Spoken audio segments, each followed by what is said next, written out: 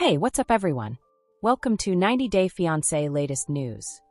On the hospital bed, David Toborowsky lay fragile and pale, his chest rising and falling slightly under the oxygen mask's weight. The chamber was dark, with the walls displaying gentle, rhythmic shadows from the dim glow of the machines. The steady beep of monitors served as a clinical and icy reminder of the thin line separating life and death. Annie Sewin sat next to him, her diminutive figure appearing even more minuscule as she bent down to take his hand in hers. She had a tight, frantic hold on him, as if her touch were enough to ground him to reality. Fear and uncertainty had dominated the last few days. It was hard for Annie to realize how fast things had gotten out of hand. At one point, David was being his typical cheerful self, talking their future plans and making jokes, and then he was gripping his chest, gasping for oxygen, and falling to the ground. Her heart was beating faster than everything else. Paramedics were yelling, sirens were ringing, and the ambulance trip to the hospital had been a blur.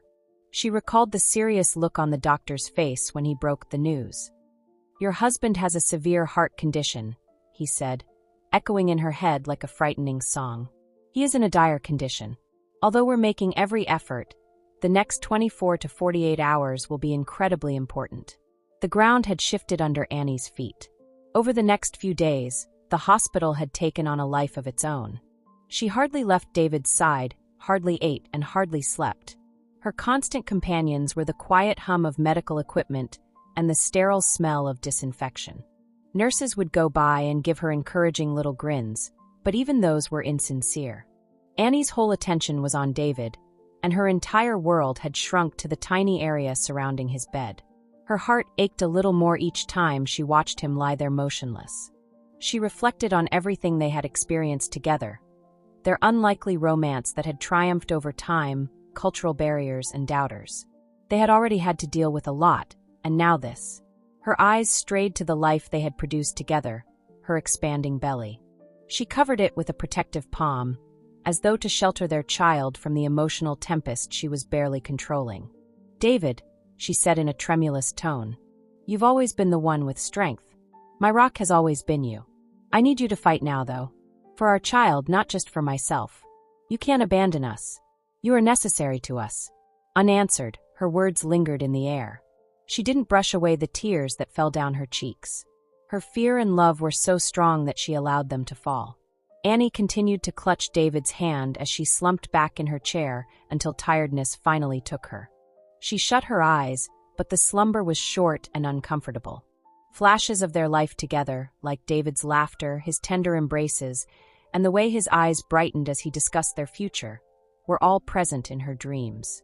She glanced at him in the hopes that something would change when she woke up with a start and her heart racing. His chest rose and fell in the same shallow beat, but he did not move. The words that poured in from fans, friends, and family gave Annie comfort during those long hours. Her phone was buzzing nonstop with encouraging and supportive messages. With tears in her eyes, she browsed through them, taking solace in the prayers and love that were being offered to them. "Remain resilient, Annie. You can do this. David is a warrior. We're all cheering him on. I'm praying and sending love to you both." With her hands shaking a little, Annie texted back, "Thank you all for your prayers and support. I'm standing by David and our child while he fights valiantly. Please remember to think of us." She put her phone down and leaned forward once more, removing a lock of hair from David's forehead. He didn't look like the man she knew. He seemed so vulnerable. The weight of her powerlessness made her heart hurt, yet she resisted giving up. She whispered, "You promised me forever. David, you cannot betray that pledge. You are unable to." The night continued to drag on, with every minute seeming to drag on forever. With her hand still gripping David's, Annie fell asleep once more, her head leaning on the bed's edge. With the exception of the heart monitor's constant beeping, the room was quiet. Then something changed. A slight twitch. David's fingers shifted just a little bit in her hand. Annie's breath caught in her throat as her eyes flashed open. Afraid to hope, she sat up straight and stared at his hand. "David," she said in a tremulous murmur. Nothing happened for a second. Then his fingers clenched feebly around hers, and his eyelids flickered.